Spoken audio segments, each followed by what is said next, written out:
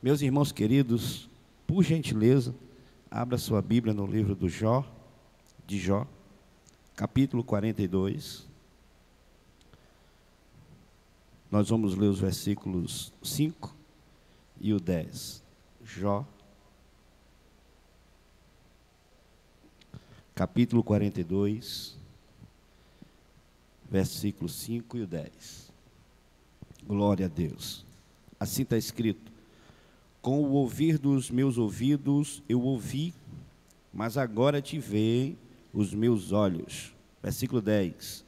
O Senhor virou o cativeiro de Jó quando orava pelos seus amigos, e o Senhor acrescentou a Jó outro tanto em dobro a tudo quanto dantes possuía. E você diz amém. Queridos irmãos, igreja do Senhor, é impossível a gente ler o livro de Jó e não se questionar por algumas coisas que acontecem na vida, sobretudo do justo, do fiel, daquele que serve ao Senhor. Jó é um personagem da Bíblia muito conhecido dentro e fora do nosso contexto de fé, de cristianismo. Haja vista quem nunca ouviu alguém se referir a alguma outra pessoa e dizer: fulano de tal parece até que tem a paciência de Jó. Não é verdade? Quando nós olhamos para esse personagem, esse patriarca, o homem que viveu há muitos e muitos anos atrás, e a Bíblia faz questão de dizer que ele era uma das pessoas mais ricas da terra no tempo em que ele vivia. Uma das coisas que me chama a atenção em Jó era o seu temor no Senhor. A Bíblia nos diz, irmãos, que Jó tinha tanto temor a Deus que ele costumeiramente, naturalmente, consagrava ao Senhor, sacrificava a Deus, adorava a Ele. E a Bíblia diz que um dos seus sacrifícios contínuo era pela vida dos seus 10 filhos, porque a Bíblia diz que ele tinha tanto temor que ele sacrificava a Deus, porque se os filhos deles viessem a pecar, ele já estava sacrificando aqui para que Deus perdoasse os pecados dos seus filhos. Então era um homem que tinha muito temor a Deus. E o que eu acho interessante é que no último capítulo dessa história, o versículo 5 que nós lemos, esse grande homem que tanta experiência, com tanto temor que ele tinha a Deus, ele mesmo disse: antes eu ouvia falar de Deus com os meus ouvidos, mas agora te veio os meus olhos. O que é que eu aprendo aqui? Ele, além de ser temente a Deus, além de ter sobre ele uma humildade tremenda, ele nos ensina muito, porque de uma trajetória tão grande, tão bonita, tão intensa, ele ainda abre a própria boca e diz: na verdade, eu ouvia falar de Deus, mas agora eu o conheço de perto, eu sei quem Ele é. Para determinadas pessoas, irmãos, e sobretudo na nossa geração, que acham que entende de fé, que acha que a fé é algo que é mecânico, ou que o cristianismo é algo mecânico, que a gente senta no banco de uma faculdade e entende o que é céu, entende o que é o caminho, como numa fração matemática a gente vai descorrer a nossa vida do nascimento até o dia que iremos ser arrebatados ao céu. E isso não é verdade. O cristianismo é feito de experiências, o cristianismo é feito de intimidade com aquele que professa a sua fé no Altíssimo, no Deus da Bíblia. E é evidente que quanto mais experiência nós temos com Ele, ou quanto mais nós nos aproximamos dEle, mais a gente o conhece. Haja vista que o nosso Deus, Ele é poderoso, Ele é eterno, Ele é infinito. Não existe um lugar que caiba a Deus na sua totalidade, não existe. E apesar dele ser tão grande, apesar dele ser tão apoteótico, Ele cabe dentro de um coração que é quebrantado por Ele, que sabe esperar pelo nome dEle, e que nada que nós venhamos a possuir na terra pode ser comparado com a preciosidade da sua presença. E eu aprendo na vida de Jó. O interessante é que no capítulo 1 o próprio Deus dá testemunho dele, porque ele diz, a história começa dizendo: havia um homem cujo nome era Jó, homem reto e íntegro, temente a Deus, desvia do mal. E o que eu acho interessante é que a Bíblia faz questão de dizer que um dia Deus estava reunido com os seus filhos, e no meio dos filhos de Deus, Satanás aparece. E quando Satanás aparece, o Senhor percebe ele e diz: de onde tu vens? É um diálogo entre Deus e Satanás. Satanás responde, todos os irmãos conhecem a história: eu venho de passear na terra, de andar sobre ela. Aí Deus diz: pois bem, se você veio de passear pela terra, eu tenho alguém lá, você conhece ele, o nome dele é Jó, ele é íntegro, é reto. Deus dá testemunho de Jó de uma forma que a gente não vê na Bíblia Sagrada. Aí imediato, como que de bate pronto, Satanás diz para Deus também: o Senhor o cercou de bens. Diga comigo: o Senhor o cercou.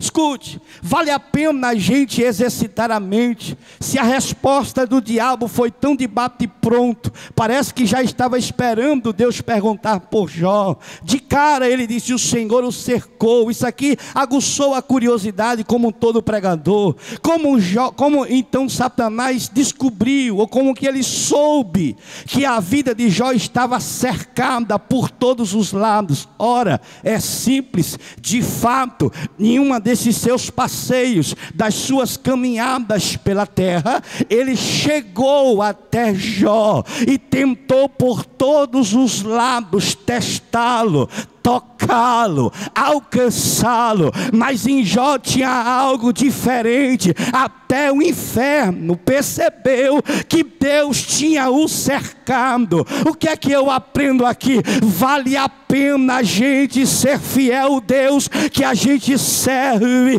porque Ele se responsabiliza pela nossa vida. Eu vou melhorar para você. Eu estou lhe dizendo pela palavra essa noite que Deus cercou a cada um de nós com a sua mão poderosa, com a sua presença, e por onde o inferno tentar minar, te alcançar, te destruir, ele vai dar viagem perdida, porque de onde ele vier, Deus estará lá para te proteger. Cercado. Isso faz a minha mente pensar. Então Satanás, ele tentou Jó na mente, não conseguiu. Tentou Jó no corpo, não conseguiu. Tentou de forma moral, não conseguiu. A ponto então dele dizer a Deus: em vão Jó serve ao Senhor. Por que, Satanás? O Senhor cercou, ele é rico, ele não tem necessidade alguma. É como se ele estivesse dizendo: o Senhor deu tanto bens a ele, deu tanta riqueza a ele, que assim é fácil ser crente. Louvado seja o nome do Senhor. Satanás, irmão, pensou que por observar a vida de Jó, ele conhecia Jó, ele achava que Jó era porque tinha, mas na verdade não era Satanás que conhecia Jó. Quem conhecia Jó na intimidade era Deus. E Deus estava provando para o diabo que Jó, ele não era porque tinha, ele tinha porque ele era. Deus sabia da fidelidade dos seus servos, porque aqui para nós, alguém pode até ouvir falar do nosso nome, alguém pode até achar que nos conhece, e por achar que nos conhece, é do homem, é natural tecer determinados tipos de comentário, ou até crítica, seja essas construtivas ou destrutivas. É natural, é do homem especular, mas na verdade, irmão, existem algumas especulações que tocam no nosso caráter, e quando toca no nosso caráter, Deus é como se ele se vê obrigado em tomar uma posição e dizer: há coisas que você não pode tocar naqueles que eu conheço, naqueles que eu cerquei, porque eu sei quem ele é. Deus sabe quem nós somos, irmãos. Bendito seja o nome do Senhor. Mas o que eu quero trazer à nossa meditação é que o Jó era o personagem que nada tinha a ver com o diálogo. O diálogo era Deus e Satanás, e no meio daquela conversa, Jó é fiel. Ao diabo não é fiel porque é rico. Deus não, ele é fiel porque ele é crente. Nessa conversa, Deus disse: tá bom então, vá lá e toca nele. Jó não tinha nada a ver com isso, senhores. Deus disse: vá lá e toque, eu permito. Mas não toque na alma dele, porque essa me perde. Não toque na sua vida. Antes de eu entrar no SESD, na mensagem, deixa eu te dizer isso aqui para você, pelo menos dá um glória a Jesus, combinado? Não importa a tempestade que Deus venha permitir que nós atravessemos, tenha pelo menos uma certeza: tudo tem um limite, porque Deus sabe até onde o meu irmão e a minha irmã suporta, e Deus não vai permitir. Detalhe, esse limite não eu que sei, não é a minha irmã que sabe, não é o meu irmão que sabe, só quem sabe é Deus. Por diversas vezes o salmista dizia: Senhor, eu estou acabado, falido, destruído, e Deus dizia: tá nada, ainda dá mais um caldo, ainda aguenta mais um pouquinho de aperto. É Deus que conhece os nossos limites, mas de uma coisa tenha certeza: existe algo dentro de você que nunca vai permitir você abrir mão daquilo que Deus determinou para a sua vida.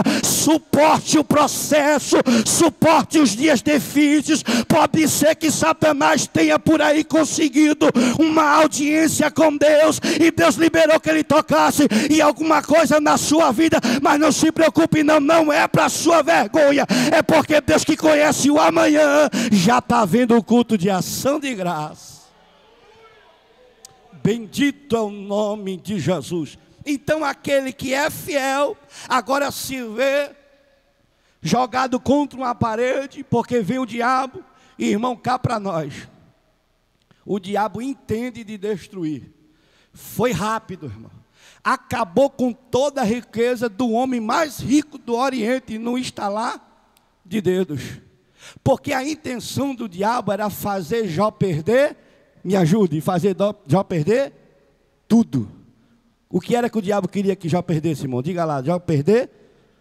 Pois bem, de maneira muito simples e bem objetiva, por causa do tempo, porque eu aprendi que quando o pai não está em casa, os filhos dormem cedo. Eu quero falar para vocês sobre 5 coisas que o inferno não conseguiu tirar de Jó. 5 coisas que Jó não perdeu.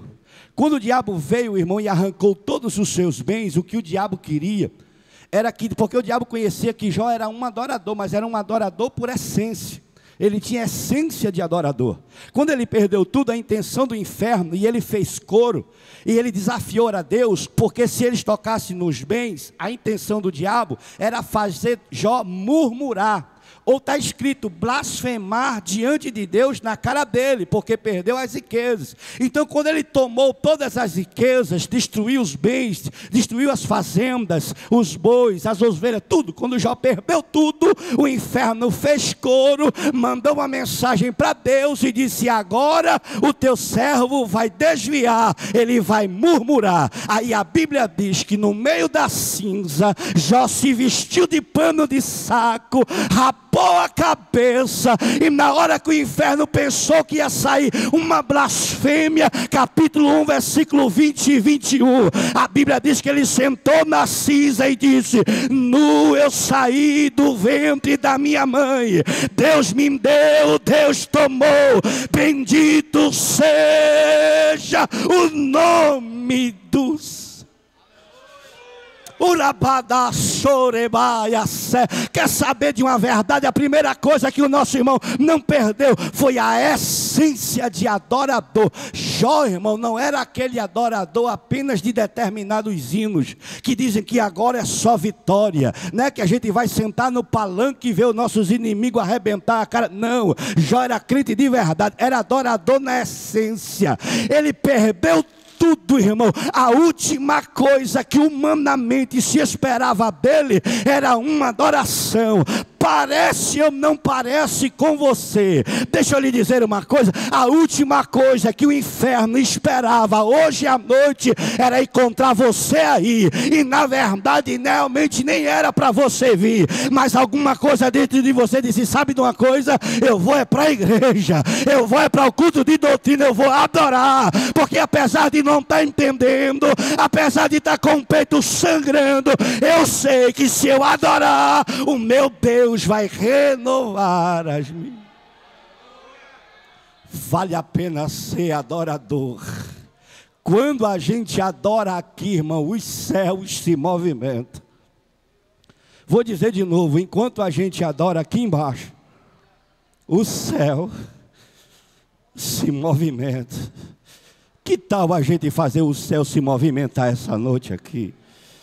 Pastor, está uma noite tão fria, chuvosa, tem pouca gente, tem nada a ver. Quem é adorador na essência, irmão, não adora quando a igreja está 100% lotada, não. Ele já sai de casa adorando, porque ele é um adorador nato, está na essência. Se pisar no pé dele, ele adora. Um adorador, irmão, você encontra ele no ônibus lotado, suando de calor, e ele está lá dizendo: ó, porque Jesus me ama. Eu não consigo entender. Você vê ele na fila do banco dizendo: bendito é o nome do Senhor. Como é bom estar na presença dele. Irmãos, eu estou desconfiado que aqui hoje na sede veio crente que é adorador na essência. Veio?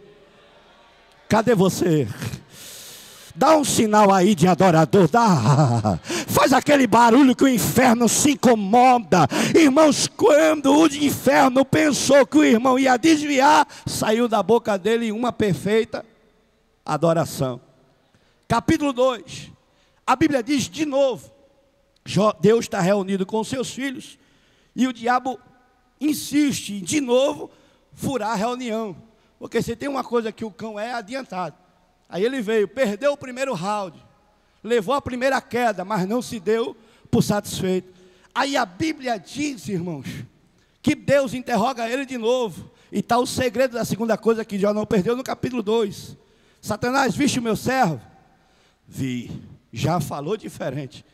Aí Deus disse, Deus acrescentou mais uma coisa. Na primeira lista, íntegro, reto, temente a Deus e desvia de mal. Na segunda lista, Deus encabeça e enumera: ele é sincero, íntegro, reto, temente a Deus e desvia do mal. Segunda coisa que Jó não perdeu: a sinceridade. Vou dizer de novo, só por causa do aleluia que eu vi aqui atrás. Vale a pena, irmão, ser sincero. Ler Jó, é impossível a gente não ser confrontado por causa da agonia do justo diante do império do ímpio. Não é verdade? Às vezes a gente se questiona: Deus, como é complicado a gente ver o pecador, o ímpio crescendo e o que é fiel levando prejuízo, porque faz as coisas com sinceridade, com verdade. Deixa eu lhe dizer uma coisa, como profeta de Deus e usando a autoridade das Escrituras. Tem gente, irmão, que está fazendo errado e parece que está dando certo, mas no final vai quebrar a cara, vai dar errado. Tem pessoas que estão levando prejuízo, porque é sincero, porque é verdadeiro. Leva prejuízo porque não gosta de mentir, e parece que está perdendo. Mas escute, só parece. Continue sendo sincero, porque no final, olha aí, tem gente que entendeu aqui, vai dar certo. Não, você me ajuda a pregar só para quebrar a frieza. Olha para esse crente que está do seu lado, diga para ele: continue sendo sincero.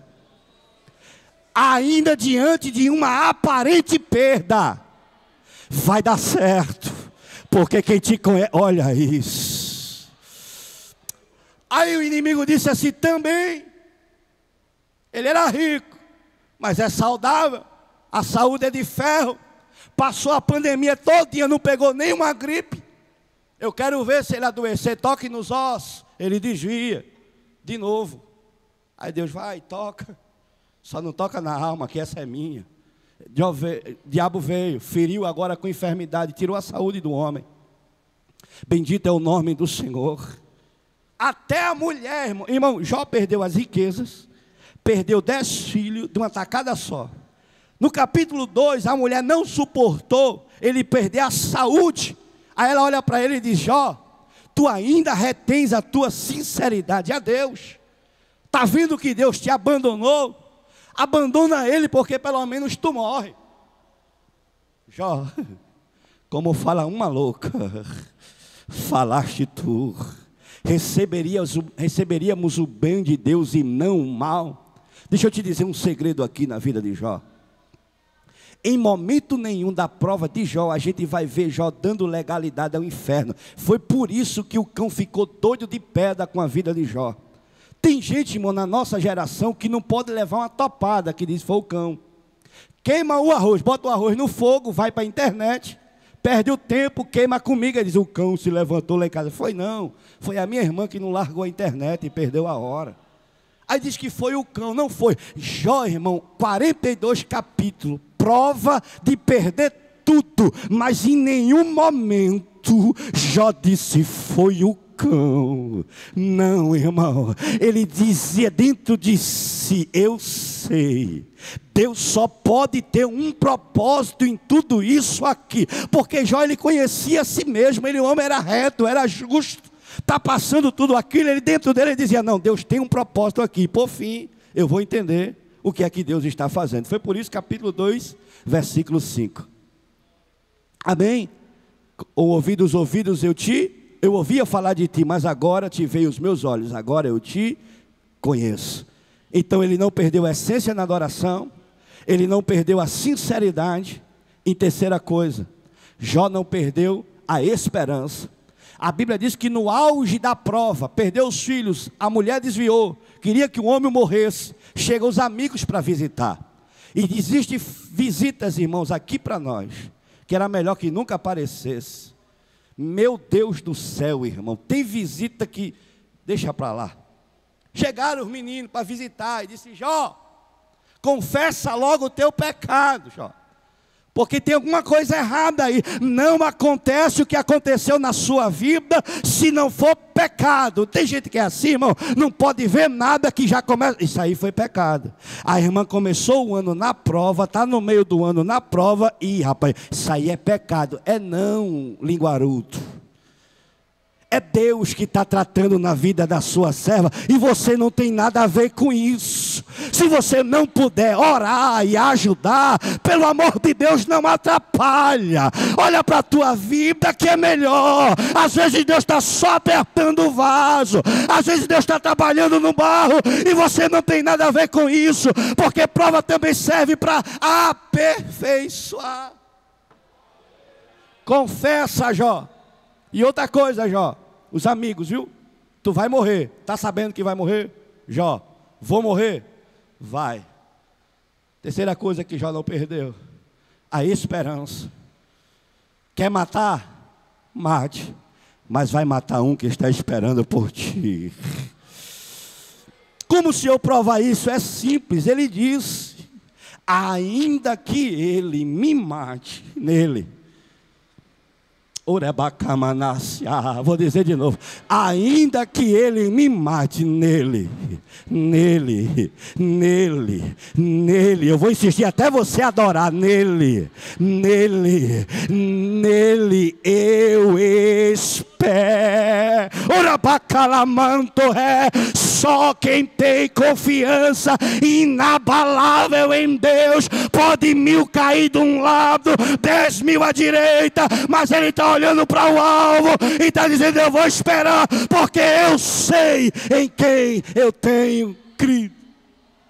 Na insistência dos amigos, aí ele diz: há uma árvore que, se for cortada, envelhecer na terra raiz, ao cheiro das águas, renovará os seus frutos. Deixa eu liberar uma palavra profética para você, aos cheiros das águas, que é essa palavra que nós pregamos essa noite.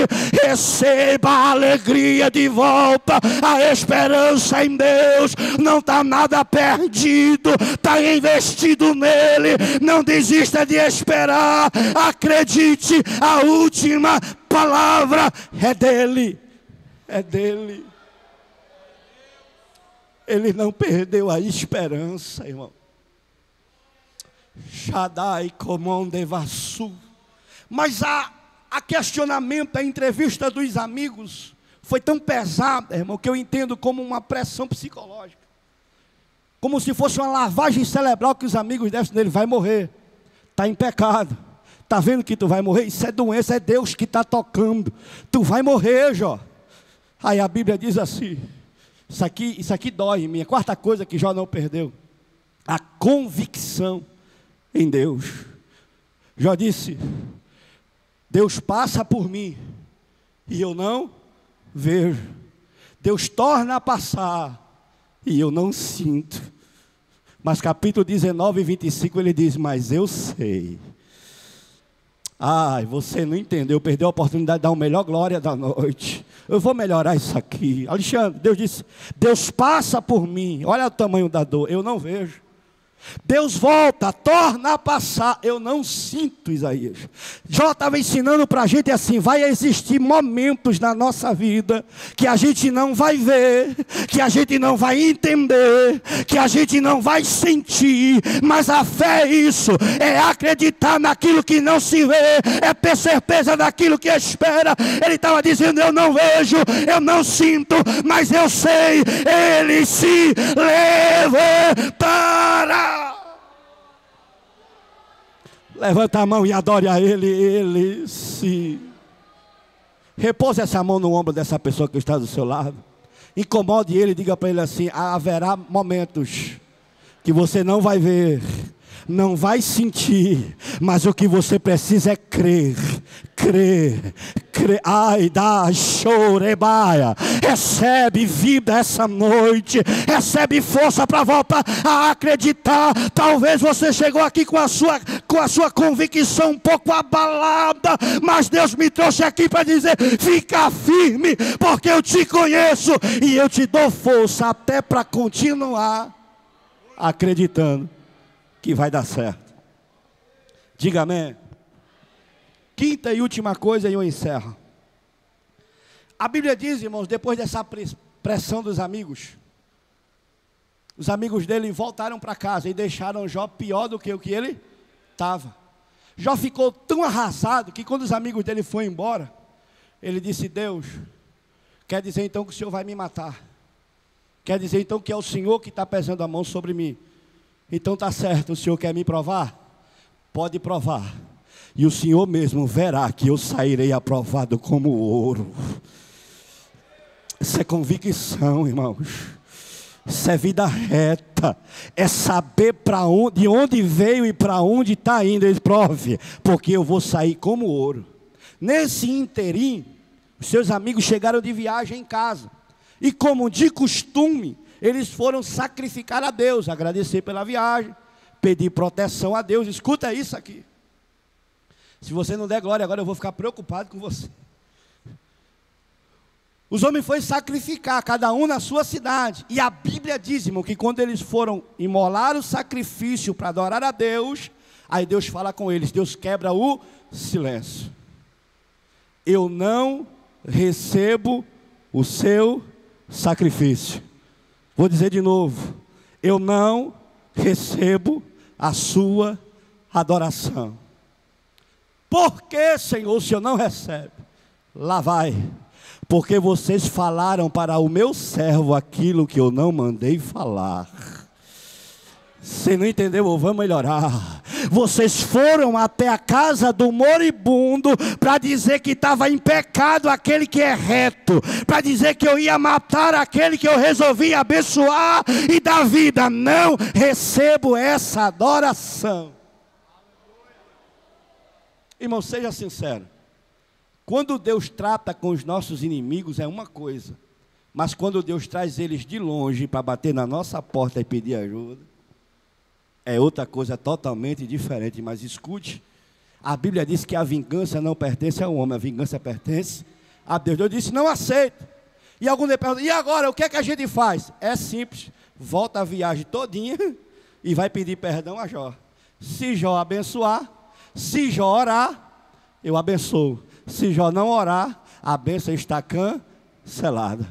Dá para a gente melhorar, você me ajuda, diga comigo assim, se Jó orar, foi fraco, para quem aprendeu pode melhorar, diga, se Jó orar, tem bênção. Se Jó não orar, a bênção está cancelada. É simples assim.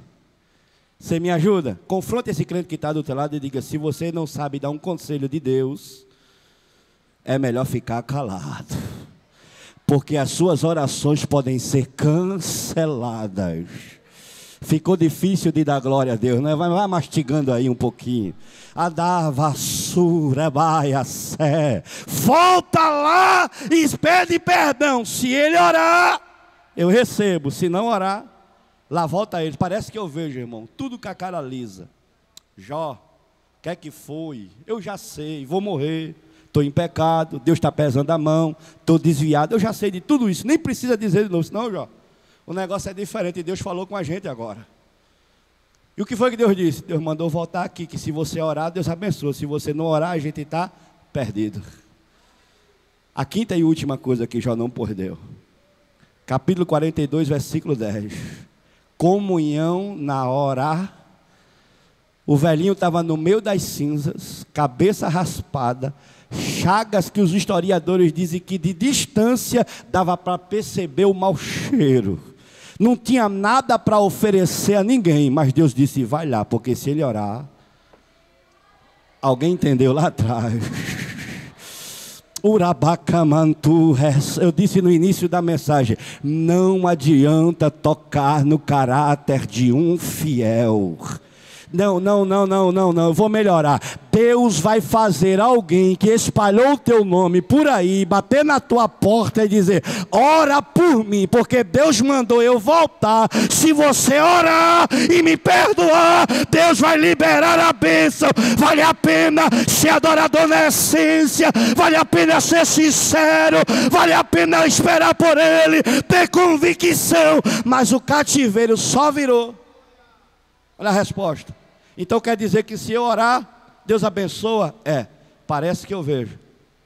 Ajeitando o vestido de pano de saco, jogando o caco de telha fora, estendendo as mãos e dizendo, faz a fila, porque se o segredo é eu orar, eu vou orar agora. Porque o diabo a prova não conseguiu tirar de Jó a sua intimidade na adoração. Jó sabia que se ele orasse, a qualquer momento o céu iria abrir. Era para você estar adorando, mas eu vou melhorar isso aqui. Não perca a comunhão na adoração. Estão dizendo que essa geração é a pior geração que já existiu no contexto de oração. Pode até ser verdade, mas eu sei que no meio dessa geração ainda tem jovem que ora, ainda tem irmão que ora, ainda tem irmã que ora, ainda tem obreiro que ora, tem intimidade com Deus quando dobra o joelho. Se eu orar, Deus abençoa, capítulo 10. E o Senhor virou o cativeiro de Jó, quando este orava pelos seus. Irmãos, parece que eu estou vendo Jó com as mãos estendidas, orando por um em um. Enquanto Jó estava orando, Deus estava inquietando outros fazendeiros, outros ricos, e começaram a brotar aonde Jó estava, e dizia, Jó, estou te doando. Você tinha 10, agora eu te dou 20. Tinha 5, eu te dou 10. Eu vou insistir até você adorar. Tinha 100, eu vou te dar 200. Irmão, está preparado para receber em dobro tudo aquilo que o inferno pensou que ia te tocar para fazer você desviar, é simples: seja adorador na essência, não perca e não abra mão da sua sinceridade, tenha esperança no endereço certo, que é esperar por Ele, tenha convicção que a última palavra é dele, e Ele vai se levantar. E nunca abra mão da comunhão na oração, porque se a fé é a chave que abre todas as portas, a oração ainda é a mão que faz a chave girar. Que Deus abençoe a todos em nome de Jesus.